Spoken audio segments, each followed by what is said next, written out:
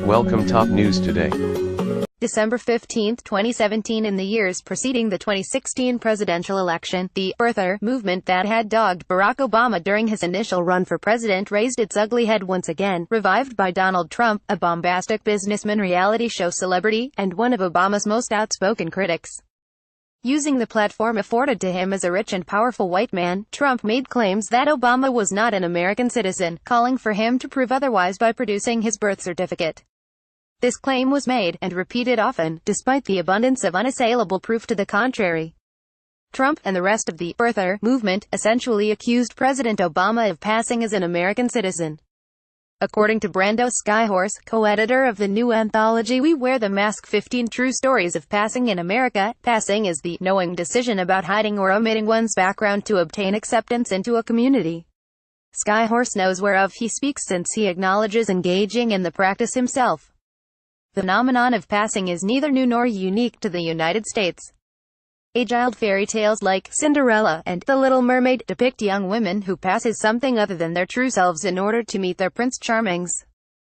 Despite our country's founding documents declaring that all men are created equal, endowed with rights to life, liberty and the pursuit of happiness, entrenched inequalities and stigmas associated with race, class, and sexuality have contribute to a long history of passing in the United States. African Americans and other people of color passing as white, poor people passing as affluent, LGBTQ individuals passing as straight. We Wear the Mask includes deeply personal stories of passing by 15 writers, reflecting how wide-ranging and prevalent passing is in the United States. The anthology takes its name from the title of a poem by African-American poet Paul Laurence Dunbar, which alludes to the mask Black Americans donned when interacting with whites during the Jim Crow era. The last stanza of Dunbar's poem provides a glimpse of the hidden pain experienced by those who feel compelled to pass. We smile, but, O great Christ, our cries to thee from tortured souls arise. We sing, but oh the clay is vile beneath our feet, and long the mile, but let the world dream otherwise. We wear the mask. Generally speaking, marginalized individuals pass in the hope of availing themselves of the protections and benefits afforded to those with more privileged social identities.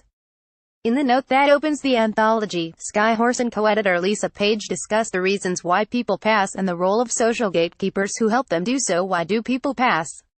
The reasons are manifold: opportunity, access, safety, adventure, agency, fear, trauma, shame. Some pass to advance themselves or their loved ones to what they perceive as a better quality of life. Others are passed on by gatekeepers, who see in the person they're passing some kind of kinship, an element that says, you're like me. And now, you belong. Skyhorse and Page observe that the stories included in We Wear the Mask underscore the prevalence of passing and the fact that most of us have passed, to some degree or another, at some point in our lives. As they state, people make assumptions about us based on stereotypes, context, environment. When we don't correct these ideas, either because explaining the truth could humiliate, or infuriate, whoever's making these assumptions, we pass. Each of us sometimes employs misdirection to let someone jump to a different conclusion about who we are. In his contribution to the volume, The Inscrutable Alexander Fitton, author and editor Mark Fitton writes about the unsettling effects of his Chinese-Jamaican great-grandfather's efforts to obscure his Chinese heritage. Fitton poses a series of key, existential questions related to passing. 1. If a person has the chance to invent a more privileged identity for himself and his descendants, should he take it? 2. Is it a moral obligation to pursue these advantages for himself and his family? 3. If a social system is unjust and puts a certain type of person at a disadvantage, if they choose to pass, are they disrupting and weakening the status quo or buying into it? 4. Should descendants respect this decision and keep the secret hidden, or do they have the right to uncover the truth and claim an identity back? Discussions about passing tend to focus only on what is gained, but Fitton notes a vital element lost through passing: genetic history, which holds crucial clues that can influence medical diagnoses and treatments for one's descendants. When Fitton's 2-year-old nephew is rushed to the hospital with mysterious and alarming symptoms, doctors arrive at a possible diagnosis: Kawasaki disease. Their diagnosis underscores the real-life significance of his family's hidden cultural identity. Kawasaki disease is a condition to which Asians are especially prone. In his essay on being mistaken as a server at the National Book Award ceremony, Filipino-American poet Patrick Rosalba bemoans the inadequacies that cause the marginalized to feel as if they are passing and not fully entitled to what they've rightfully earned. Rosal also calls out privileged social gatekeepers for making the perpetual mistake of assuming that Hayes got by the help because Hayes brown. Despite his successes, Rosal acknowledges his own insecurities attending a literary, high-class soiree in his comparatively inexpensive suit. The personal significance and perils of passing are powerfully highlighted by Gabrielle Bellot, a Caribbean writer who identifies as a binary transgender woman. As Bellot makes clear, passing can serve both as an aspiration and a danger to members of the transgender community, who face high rates of harassment and violence. Exploring her own perceptions of passing, Bellot remarks it's easy to forget where you belong in the star fields when you are confronted, day after day, with the fear that you may not pass as a cisgender woman. The fear that lives in the vast shadow of the idea of passing is one of the most overwhelming I know, a fear that follows some of us down every well at all.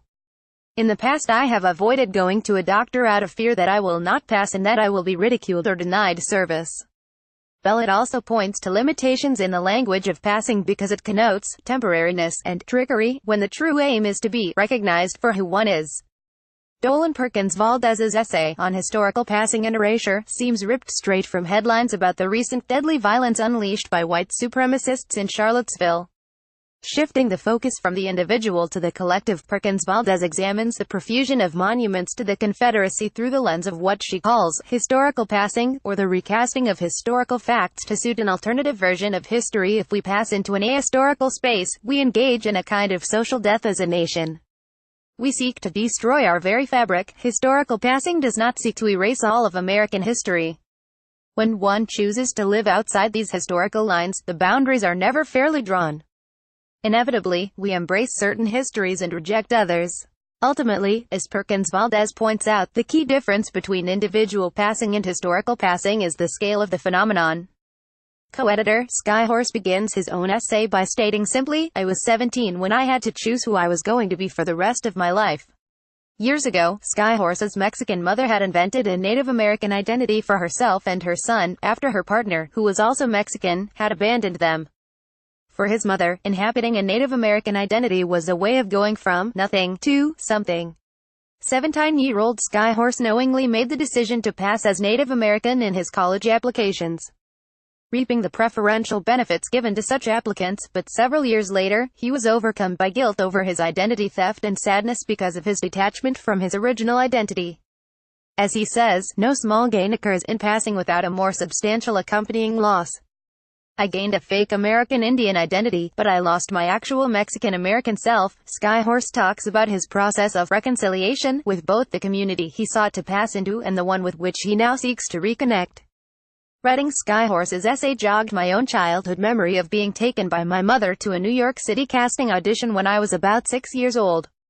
I was an Indian American girl from Queens, hoping that my brown skin and long braids might land me a part in a Land O'Lakes butter commercial.